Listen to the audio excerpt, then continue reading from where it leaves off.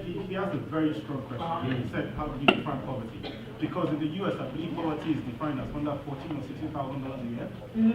While in Africa, if you make that, you're doing pretty fine. So we have to define poverty outside of just an objective or non-objective view of someone. Because there are people that have bad days in the building or might have money.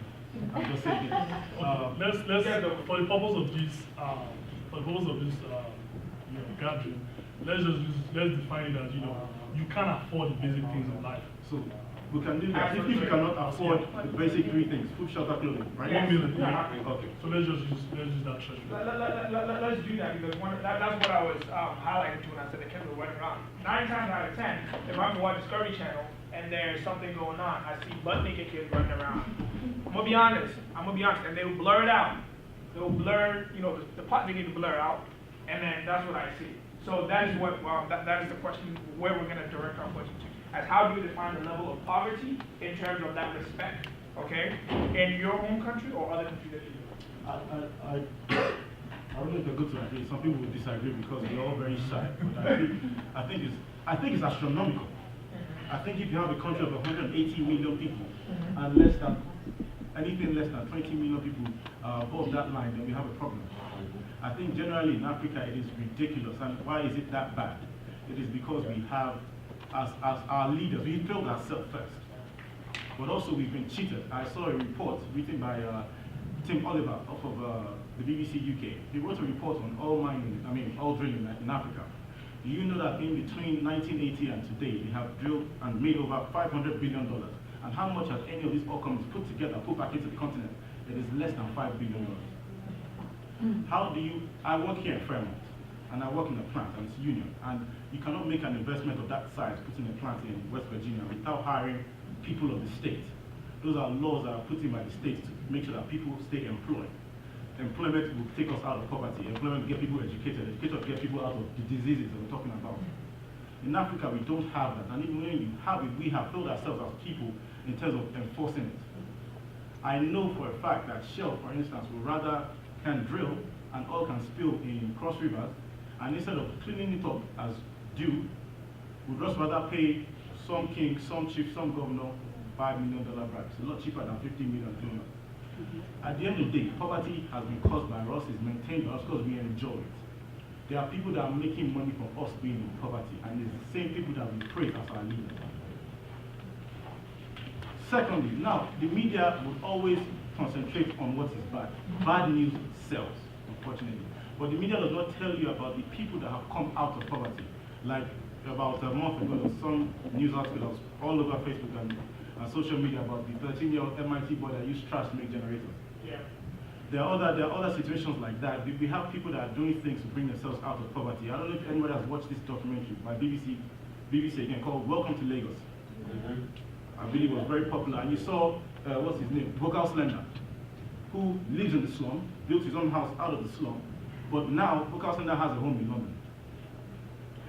We are very resourceful people and very industrial people, and people are not willing to stay in poverty. Unfortunately, we just don't have the resources that help us get out of poverty. Well, to be honest, I mean, we have a relatively high, poor population, no doubt. I'm not going to argue that, but what I'm just going to say is we also have rich people. Dangote is the 26th richest man in the world. Where are you from? From Nigeria. Black man. Oh, you see, I just had his 12 now. And the richest woman in the world, she displays opera. She's from Nigeria. Yeah. Also, the most expensive real estate in Africa. Is Lagos, is Lekki, Nigeria. We also have the Saudis in Egypt, the owners of Rascom Telecoms. We have some other guy from South Africa, I've forgotten his name now. We have poverty, no doubt. We also have rich people. That's my own point. You know what? We're poor, yeah, we agree. But we also have rich people. If you're going to talk about us being poor, also talk about us being rich too. That's what I'm here to do. I'm not here. We know, yes, you are like flogging a dead horse if you're saying African leaders are these. Yes, we know what they are, no doubt. So what I'm here to say today is, I'm trying to mirror the other side for you. So if you say we got poor people, yes, we also have rich people.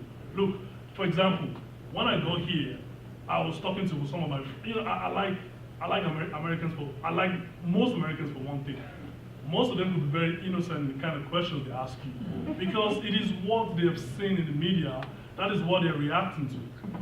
And she asked me, like, what was the childhood like? Like, wonderful. She didn't want to know, she didn't know how she was going to ask me the direct question of, probably I was looking like those kids with big tummy and small. So I now helped her out. I said, oh, you picturing me like one of those kids with partial color? She said, well, yeah, kind of. I'm like, okay. The truth is, yeah, we have kids like that. We have starving kids. We also have kids, who had good childhood too, went very good schools. Went to schools with Americans. They're white Americans living in Nigeria. They're black Americans living in Nigeria. And many of them have lived here for a long time, and they're not going to come back here anytime soon. So if the place is as bad as they portray it to be, they're never going to be there. You understand what I mean? So as much as we have poor people, we also have rich people. And one thing about this Dangote thing that really annoys me is, when Dangote moves up, he's been moving from, he was like 100 and something, and according to what my co-panelists said, now he's 12th. The media won't report that astronomical move. They won't report the fact that in Africa, most of us can afford to eat, we live below $1, we live below $1 a month or whatever, or we just eat half square meal a day. They are not going to report that progress. Do you understand what I mean? They are not going to report, oh, it's Bill Gates again, man. Yes, Bill Gates, baby, he just stopped Carlos Slim again. What about Dangote that moved from 100 to 4? Is that not a huge leap? It's a huge leap. So in as much as we have poverty, we also have riches, we have wealth, we have rich people too. I want to just state some facts going off of what you said, just for people that don't really know much about Africa. What country in the world do you think purchased the most Porsches in the last 2 years? An African country. What country is the second largest consumer of champagne in the world, outside of Champagne, France, where champagne is made and is drunk like water? Africa. What country has the largest amount of BMWs and Mercedes-Benz per square mile? It's in Africa. It's in Nigeria.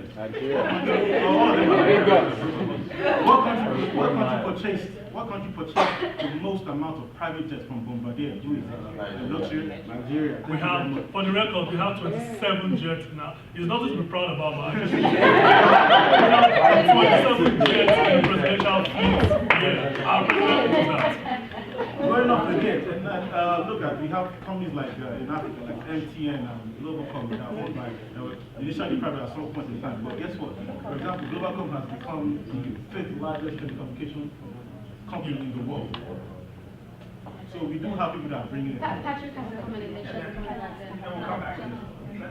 Let's take that and then we'll come back. Yes. So I just want to say that the cost of living in Africa is very low because people have land and they can grow crops. So, for instance, like there's things that you don't need to go to buy at the market because you own it.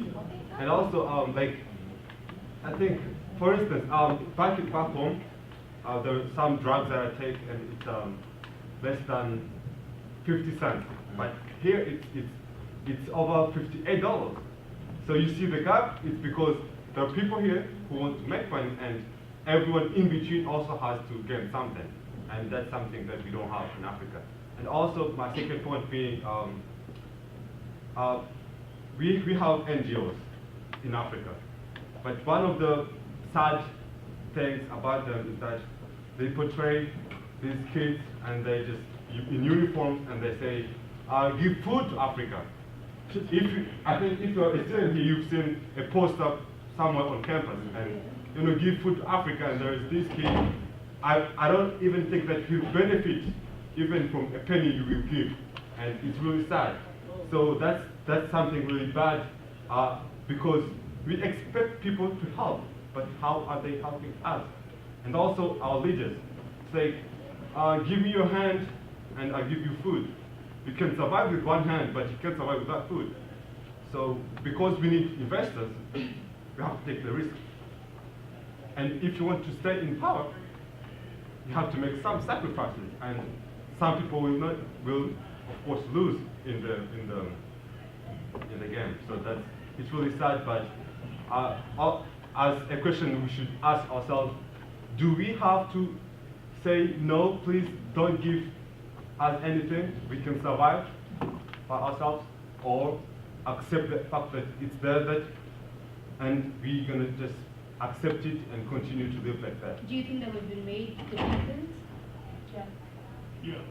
No. No. No. Why not? No. Because you cannot survive alone. Okay. We need them as much as they need us. No.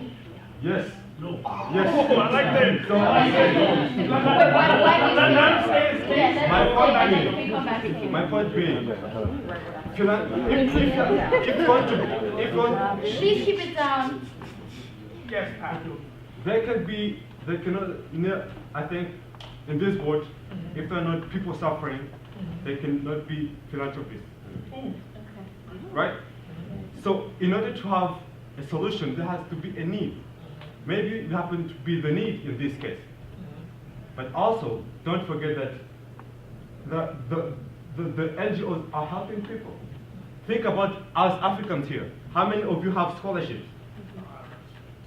How many? Are you talking Not that- NGOs? Excuse me. Are you talking NGOs? You're talking about foreign aid from Western countries. What are you saying? I'm saying that NGOs, just as foreign investors, can benefit the continent of Africa.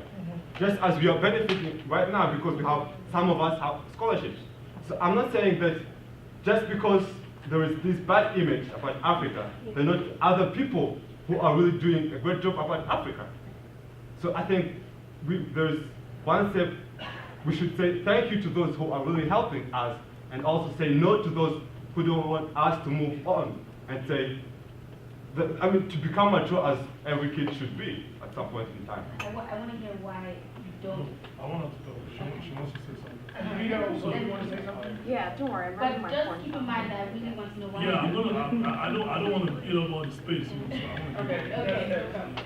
I guess I just wanted to add that my problem with how poverty is covered, in the Western media and even local media, and by local I'm meaning in the continent, is that it's equated to people who are lazy. It's always equated to not because we're not hardworking, because we're sitting around. I went to Ghana recently, a few months ago, and I was amazed by the enterprise, the creativity, the drive, the ambition that I saw, in the market. We went there, and the different types of products that were sold in the market, and even in Kenya when I went there, the different ways in which people sold it and how they used. I mean, I've never seen the skills, the skills in sales. It's amazing. It's ridiculous.